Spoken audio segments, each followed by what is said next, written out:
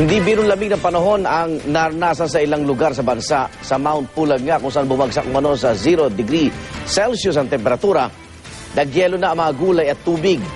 Darito ang report. Nang sadyain kahapon ng GMA News ang Mount Pulag, ang pinakamataas na bundok sa Luzon. 4 degrees Celsius ang naitalang temperatura roon ng park ranger ng DENR. Di ito nalalayo sa 0 degrees Celsius na naitala umano roon noong Miyerkules.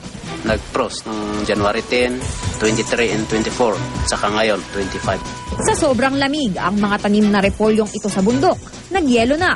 Maging ang tubig sa batyang ito na iniwan sa labas ng bahay, tumigas na.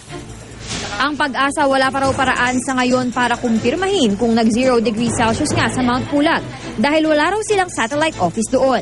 Pero sakaling totoo, pambihira raw ito sa isang mainit na bansa gaya ng Pilipinas. Sa katunayan, 6.3 degrees Celsius ang pinakamababang temperaturang nairehistro ng Pag-asa na nangyari sa Baguio noong January 1961. Very unusual. Tapos mayroong mataas na lugar pa sa Mount Pulag, ibig sabihin, bababa ang temperature. Sa tropical region tayo, imposible magkaroon tayo ng yelo.